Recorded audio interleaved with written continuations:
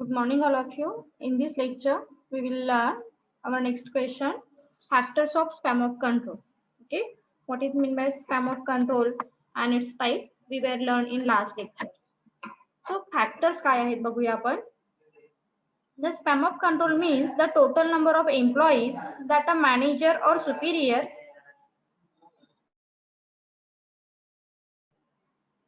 The span of control means the total number of employees that a manager or superior can manage. Okay, जसं आपण learn केलं होतं. Superior, how many employees are managed at the same time? Okay, म्हणजे काय म्हणतो आपण span of control. जर एखादा superior 2 or 3 employees नाच मॅनेज करत असेल, that means narrow span of control म्हणतो आपण. Superior can handle at the same time 10 or 100 or 50 employees at the same time, तर आपण wide span of control म्हणतो. Okay, wide span of control हे कसं असणार आहे, फ्लॅट असेल आणि नॅरो स्पॅन ऑफ कंट्रोल हे टॉल असणार आहे. हे व्हर्टिकल असेल नॅरो अँड वाइड असणार आहे हॉरिझॉन्टल. ओके, फॅक्टर्स कोणते आहेत बघूया आपण.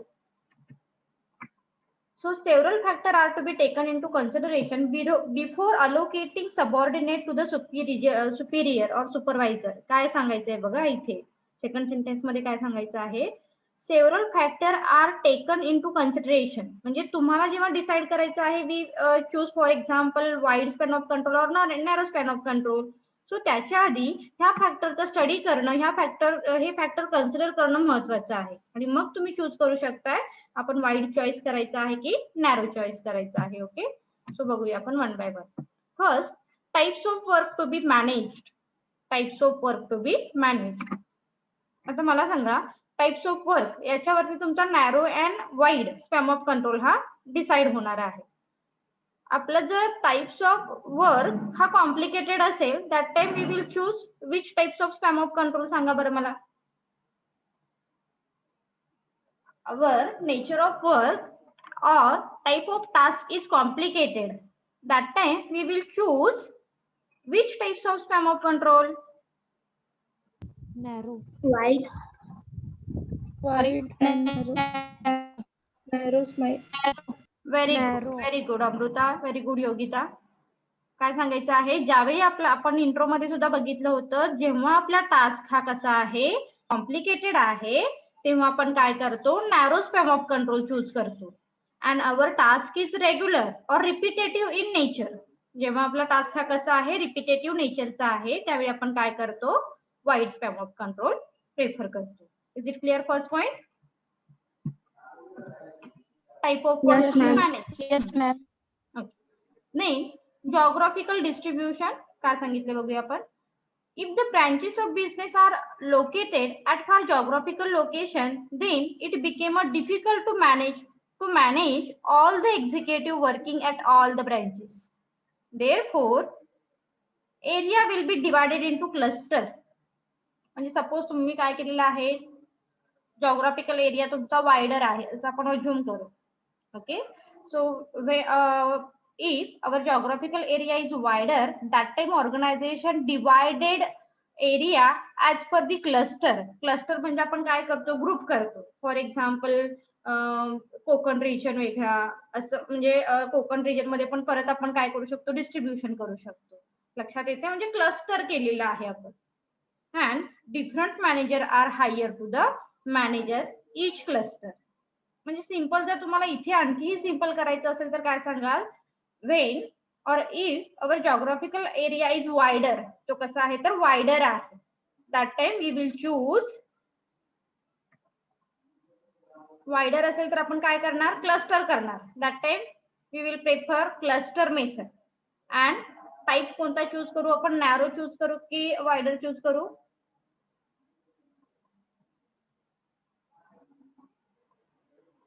सांगा बरं.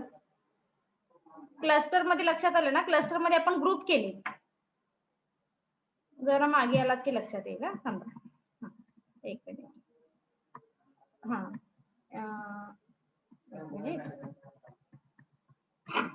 म्हणजे फॉर एक्झाम्पल हा तुम्हाला एंटायर काय करायचं आहे, जिओग्राफिकल एरिया आहे असं आपण कन्सिडर करू. तुम्ही काय केलात, इथे ग्रुप केला. हा 1 2 3 हे काय आहे तर क्लस्टर आहे. ओके, क्लस्टरच्या अंडर आपण आणखी ग्रुप करतो. म्हणजे हा स्पॅम ऑफ कंट्रोल कोणता आला, वाइडर आला, narrow span of control. Okay, लक्षात येतंय का मैम एक बार फिर से समझा. क्लस्टरचं मिनिंग आधी लक्षात ठेवा काय आहे क्लस्टर. क्लस्टर मध्ये आपण काय करतो, फॉर एक्झाम्पल एक मिनिट आपण व्हाईट बोर्ड वरती जाऊया तर.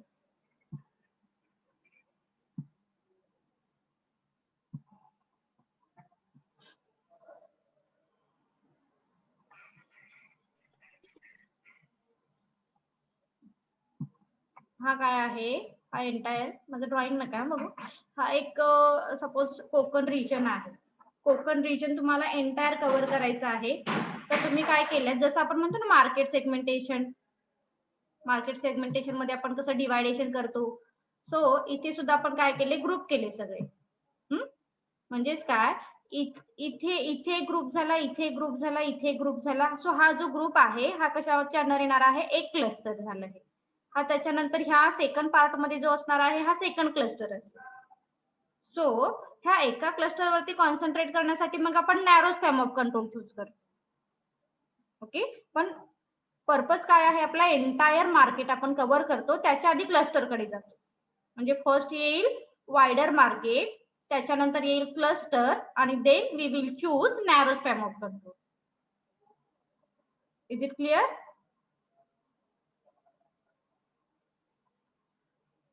Yes ma'am. Yes, ma'am. Yes, ma'am. Yes ma'am. Yes, ma'am. Good.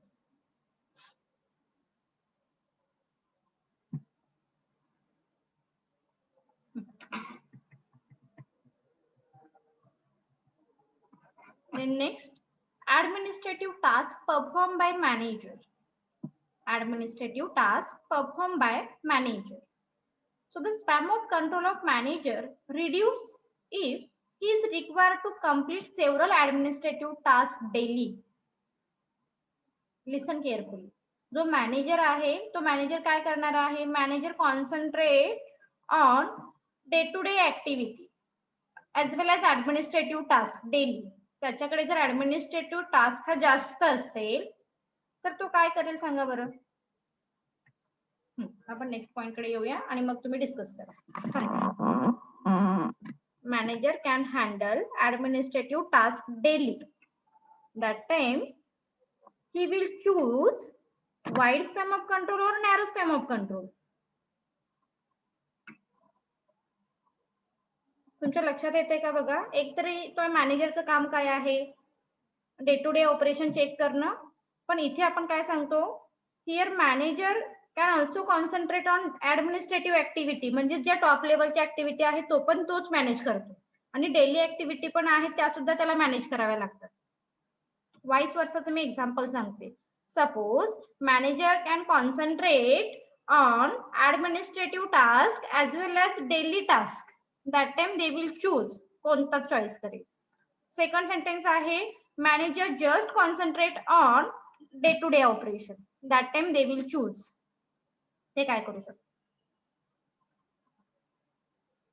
R you getting my point? मी काय सांगते तुमच्या लक्षात येते का? कॉन्सन्ट्रेशन ज्याचं आहे त्याला इझिली लक्षात येईल. Yes, ma'am. जर मॅनेजर काय करतोय, ऍडमिनिस्ट्रेटिव्ह टास्क कोण करतं, जनरली ऍडमिनिस्ट्रेटिव्ह टास्क हा कोणाकडे असतो, टॉप लेवल कडे असतो, मिडल कडे असतो की लोअर कडे असतो सांगा बरं. Top. अरे बोल. Top level. हा, टॉप लेवल कडे असणार आहे Top level. Administrative Top task. level. Very good. Top level कडे ऍडमिनिस्ट्रेटिव्ह टास्क असतो, पण इथे पॉइंट मध्ये काय सांगितलेलं आहे, मॅनेजर कुठे आले, मिडल लेवल मध्ये. टॉप लेवल काय सांगतायत, तुम्ही मॅनेजरने तुम्ही ऍडमिनिस्ट्रेटिव्हचा टास्क पण तुला कम्प्लीट करावा लागेल, आणि तुझे जे काही काम आहे for example day to day operation असेल तेही तुला हँडल करावं लागेल. तर तो काय करेल, ओके मी काय करेन, 100 एम्प्लॉईजना at the same time control करेन, ऍडमिनिस्ट्रेटिव्ह टास्क पण करेन आणि माझं डे टू डे ऑपरेशन पण करेन, असं म्हणेल का होतो सांगा बरं. That means he can't handle huge people at the same time. That means in this situation manager will choose narrow span of control, right ना? Are you getting my point? Yes, ma'am. Yes, ma'am. Yes, ma'am. लक्षात ठेवा, जर त्याच्याकडे खूप already त्याच्याकडे workload जास्त आहे, workload जर जास्त असेल, दे विल चूज और he will choose narrow span of control. Okay, जर वर्कलोड जास्त असेल तर तो narrow, okay I can handle only few people, okay म्हणेल. जर त्याच्याकडे ऍडमिनिस्ट्रेटिव्ह टास्क जास्त नाहीये, म्हणजे त्याच्याकडे फक्त डे टू डे ऑपरेशन आहे, that time he will choose wide span of control. खूप सिंपल आहेत पॉईंट, फक्त तुम्हाला त्याचा रोल लक्षात आला पाहिजे. आपण वाईड कधी चूज करू शकतो आणि नॅरो कधी चूज करू शकतो. Is it clear? Point number 3. Yes, ma'am. Next, the capacity Yes, of the ma'am. manager is also very important thing for choosing the wide span of control or narrow span of control. आता कोण सांगेल? The capacity of manager is high or good, that time they will choose. जागेवा. Wide. सांगा. जर त्याची capacity खूप छान आहे, he is very experience person, he is a good leader, Wide that time span. they will choose.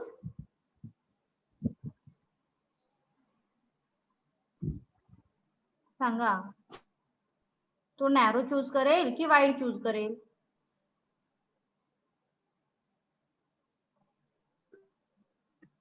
अरे किती simple आहे, कोण सांगणार आहे आन्सर? बघूया आपण चॅट बॉक्स मध्ये कोण सांगणार आहे. Nupur, very good Nupur, wide span of control ना. Yes, ma'am. तो काय म्हणेल, I can handle easily 100 employees at the same time, because I have a capacity आहे ना, माझ्याकडे टॅलेंट आहे, माझ्याकडे कॅपॅसिटी आहे. जर त्याच्याकडे कॅपॅसिटी नाहीये, त्याच्याकडे कॅपॅबिलिटी नाहीये, त्याच्याकडे स्किल नाहीये, त्याच्याकडे लिडरशिप क्वालिटी नाहीये, that time he will choose narrow span of control. Point लक्षात ठेवा, खूप सिंपल फॅक्टर आहे. तिथे फक्त तुम्हाला सांगायचं आहे की ह्या सिच्युएशन मध्ये आपण नॅरो चूज करू शकतो की वाईड चूज करू शकतो. Is it clear? Point number 4. अरे बोलो ना. Yes, ma'am. Yes, ma'am. पहिल्याच लेक्चरला आळशीपणा करताय. बॉयज कुठे गेले रे आज? सगळे बाहेर. चलो नेक्स्ट पॉइंट. होप सो तुम्हाला capacity of the manager clear झाला असेल. नेक्स्ट जाऊया आपण. नेक्स्ट पॉइंट काय आहे? Capability of employees. I can handle 100 employees, पण ते एम्प्लॉई सुद्धा तितकेच महत्वाचे असणार आहेत, है ना? सो एम्प्लॉईची कॅपॅबिलिटी काय आहे, एम्प्लॉईचं स्किल काय आहे, याच्यावरून सुद्धा तुमचा स्पॅम ऑफ कंट्रोलचा टाईप हा ठरत असतो. काय आहे बघूया. Capability of employees. The span of control of manager not only depends on the capability of manager, but also that depends on capability of the employees to be managed. लक्षात ठेवा, त्याच्या स्वतःच्या कॅपॅबिलिटी वरतीच फक्त डिपेंडेबल आहे spam of control असं नाही, तर एम्प्लॉईची कॅपॅबिलिटी सुद्धा फार मॅटर करेल. A manager, no matter how much experienced he is, can handle only a few inexperienced or new employees at a one time. म्हणजे काय सांगायचं आहे, जो एक्सपिरियन्स पर्सन जर तुमच्याकडे खूप असतील, एम्प्लॉईज असतील असं आपण कन्सिडर करू. पुढे जाऊया. पॉइंट लक्षात येते का बघा. कॅपॅबिलिटी ऑफ एम्प्लॉईज, हाय आणि लो म्हटलात तरी चालेल. हाय कॅपॅबिलिटी ऑफ एम्प्लॉईज म्हणजे काय आलं मग त्यामध्ये? त्यांचं स्किल आलं, त्यांचं नॉलेज आलं, त्यांचा एक्सपिरियन्स आला, असं आपण कन्सिडर करू. कोण सांगू शकेल? If the high capability of the employees, that time manager will choose.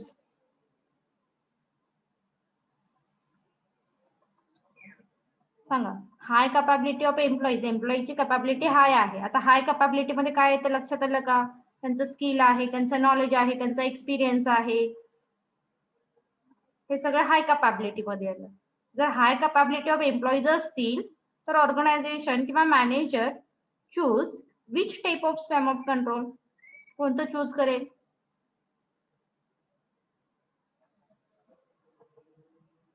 Wide. तुम्हाला पॉइंट क्लिअर होत White. आहेत का? कोणाला डाऊट असेल तर तुम्ही विचारू शकता जर क्लिअर होत नसेल तर. हा अमृता सांग. Amrita, Asmita, Nupur. Wide span. White. Very good, very good, very good Amrita. म्हणजेच काय, जर एम्प्लॉईची कॅपॅबिलिटी आहे ना, म्हणजे आपल्याला तिथे जास्त कंट्रोलिंग करावं लागणार आहे का, जास्त मॉनिटरिंग करावं लागणार आहे का? नाही. म्हणजे सपोज जर मी ऍट द सेम टाइम 100 एम्प्लॉईजना कंट्रोलिंग करू शकते, because they are also capable person.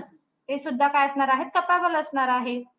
म्हणजे high capability of employees, that time manager will choose wide span of control. or low capability of employees, that time manager will choose narrow span of control. Low capability म्हणजे काय, तर नवीन एखादा employees appoint झालेला आहे. Suppose सगळेच 100च्या 100 employees नवीन appoint झालेले असतील तर आपण वाईड कशाला चूज करू ना, त्यामध्ये अगेन क्लस्टर करू आणि अगेन आपण मॅनेजरना अपॉइंट काय करू, प्रेफरन्स देऊ. म्हणजेच हाय अँड लो कॅपॅबिलिटी वरती सुद्धा तुमचं वाईड किंवा नॅरो स्पॅम ऑफ कंट्रोल हे डिपेंडेबल असेल. ओके. देईल रिस्पॉन्सिबिलिटी फॉर अदर टास्क. जसं आपण मॅनेजरची रिस्पॉन्सिबिलिटी सांगितली ना, सेमच पॉइंट असणार आहे हा. The span of control of manager will reduce if has duties of different job on his subordinate आहेत, सबऑर्डिनेटर्स. That means he will be able to dedicate a limited time to manage his subordinate. म्हणजेच मॅनेजरचे, मला ते हा point रिपीटच झालेला आहे. हा type of work to be manage, हा same असेल, फक्त थोडासा रिवाइज केलं. The span of control of manager will reduce if he has duty or responsibility of his job on his subordinate. That means he will be able to dedicate the limited time to manage his subordinate. त्याच्याकडे जर workload जास्त असेल, duties responsibility जर जास्त असतील तर नक्की काय करेल तो, नॅरोला प्रेफरन्स देईल. ड्युटीज रिस्पॉन्सिबिलिटी अदर टास्कच्या जर जास्त असतील तर तो काय असणार आहे, नॅरोला चूज करेल. कमी असतील तर तो वाईडला चूज करेल. ओके. मॅनेजरच्या पॉइंट ऑफ व्ह्यूने सांगायचं आहे. Is it clear point? Point number 6. Yes, ma'am. Yes, ma'am. Yes, ma'am. Yes. Then manager's value addition. Manager's value addition. A manager who is also providing training and skill development classes will need a small span of control as compared to the manager who is exclusively manage his subordinate. म्हणजे थोडक्यात काय सांगायचं आहे, managers value addition. जसं आपण सांगितलं ना की तुमच्या अंडर काम करणाऱ्या एम्प्लॉईजना जर तुम्हाला ट्रेनिंग फॅसिलिटी प्रोव्हाइड करणं गरजेचं असेल, that time we will choose narrow span of control. Okay. Value addition मध्ये काय येणार आहे, suppose here manager provide training and facility to his subordinate, that time they will choose narrow span of control. आपल्याकडे नवीनच employees आहेत आणि आपण काय करणार आहोत, त्यांच्यासाठी ट्रेनिंग द्यावं लागणार आहे, स्किल प्रोव्हाइड करावं लागणार आहे, तर नॅरो. म्हणजे जसं कॅपॅबिलिटी घेतली ना आपण, ऑलमोस्ट सेम आहे, पण इथे थोडासा पॉइंट व्हॅल्यू ऍडिशन कडे वळवलेला आहे, म्हणजे training and development facilities. Types of business. The span of control of manager also depends on the kinds of business. बिझनेसचा टाइप कोणता आहे याच्यावरती सुद्धा काय असणार आहे, तुमचं स्पॅम ऑफ कंट्रोल हे डिपेंडेबल असेल. So different type of business process can reduce the span of control manage. Okay. म्हणजे जनरली तुमचा टाइप्स कसा आहे याच्यावरती काय असणार आहे, नॅरो असेल. खूप लार्ज स्केल ऑर्गनायझेशन असेल तर ते काय करतील, नॅरोला इम्पॉर्टन्स देतील. स्मॉल ऑर्गनायझेशन असेल तर काय करणार आहे, ती वाईडला इम्पॉर्टन्स देईल. म्हणजे एका वेळी खूप सारे मॅनेजर अपॉइंट करण्यापेक्षा एकाच मॅनेजरला सांगू आपण की काय कर, you can handle employees. Okay. जर स्मॉल टाइप ऑफ ऑर्गनायझेशन असेल. लार्ज ऑर्गनायझेशन असेल तर त्यामध्ये नॅरो असेल, कारण खूप सारे employees at the same time एखादा मॅनेजर हँडल नाही करू शकतो. Is it clear? Yes, ma'am. Is it clear question? Yes, ma'am. Yes, ma'am. Okay. Next question कडे जाऊया आपण. डिलिगेशन. What is meant by delegation? Explain process of delegation. Delegation काय आहे बघूया आपण. A manager alone cannot perform all the tasks assigned to him. In order to meet the target, the manager delegate authority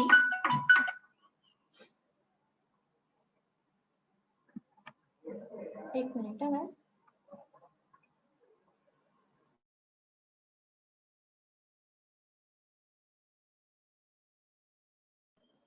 okay. डिलिगेशन मध्ये थोडक्यात काय लक्षात ठेवायचं, डिलिगेशन means आपण वर्क काय करतो तर स्मॉल टास्क मध्ये असाइन करतो. Okay. So in order to meet the target the manager delegate the authority. म्हणजे इन simple delegation means distribute our authority and responsibility amongst employees. Okay. तुम्ही तुमचा टास्क हा डिस्ट्रीब्यूट करताय आणि टास्क सोबतच तुम्ही ते काय डिस्ट्रीब्यूट करताय, अथॉरिटी ऑल्सो. ओके. अथॉरिटी फक्त देतोय, फक्त आपण रिस्पॉन्सिबिलिटी देतोय का इथे डिलिगेशनच्या अंडर? नाही. सपोज मॅनेजर काय म्हणेल, I can't handle complicated task और एंटायर टास्क, म्हणजे तोच टास्क तो काय करेल, टास्क डिवायडेड इनटू 2 पार्ट और 3 पार्ट टू हिज सबऑर्डिनेट और अमंग हिज सबऑर्डिनेट ऍज वेल ऍज टास्क सोबत तो काय देतोय, रिस्पॉन्सिबिलिटी पण देणार आहे आणि अथॉरिटी पण देणार आहे. Is it clear?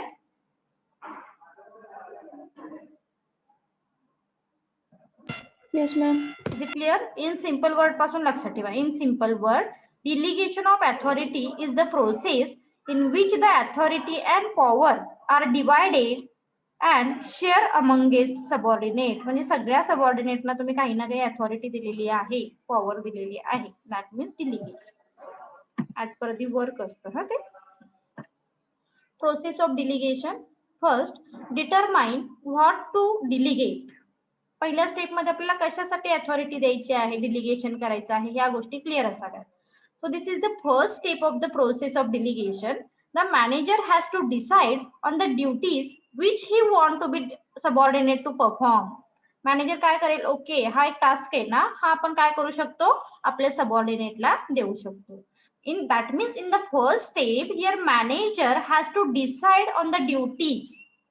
कोणती ड्युटीज तुम्ही डिस्ट्रीब्यूट करणार आहात, सबऑर्डिनेट कोणती ड्युटीज परफॉर्म करणार आहे, ही गोष्ट कन्फर्म होईल. He must list the activity to be perform along with the target to be achieve.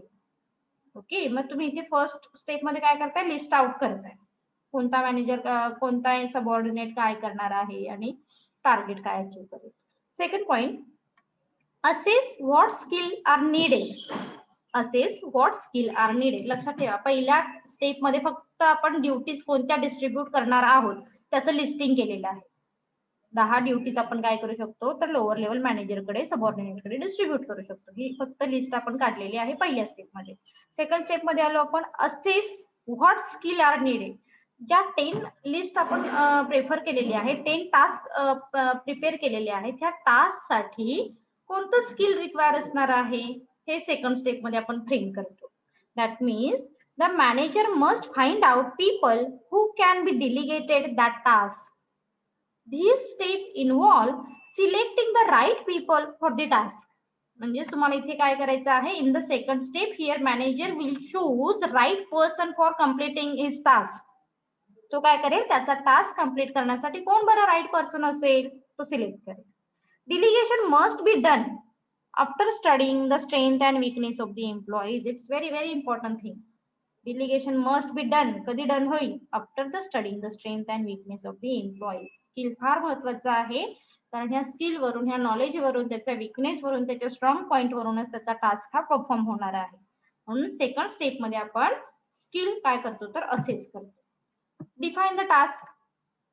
After finalising the people for delegation they must be briefed about the task to be performed.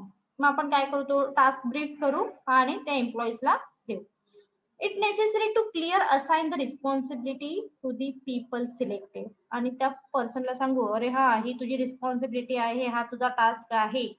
Okay. मग next step मध्ये आपण काय करतो, supply authority also and support. म्हणजे इथे ह्या step मध्ये आपण काय केली, त्याला ड्युटी दिली आणि त्याला रिस्पॉन्सिबिलिटी दिली. देन नेक्स्ट स्टेप मध्ये सप्लाय अथॉरिटी. सो काय आहे बघा, responsibility of completing the work should be accomplete by appropriate authority.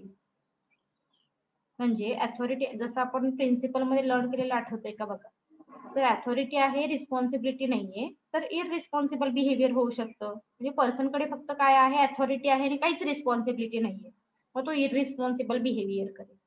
आणि फक्त जर रिस्पॉन्सिबिलिटी आहे आणि अथॉरिटी नाहीये तर वर्क काय होऊ शकतं, इनइफेक्टिव्ह होऊ शकतं. लक्षात येतंय का? म्हणून ह्या दोन्ही गोष्टी बॅलन्स करणं खूप महत्वाचं आहे. So authority can ensure compliance of work on time. If the work is special nature, training must be provided to be subordinate.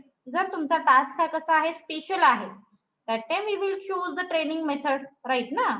Even in case of the regular work or small briefing can act the guide to be subordinate. आणि खूप simple task असेल तर आपण काय करू, just त्याला guidance provide करू, त्याला मोटिवेशन देऊ शकतो आपण, एक्सेट्रा एक्सेट्रा.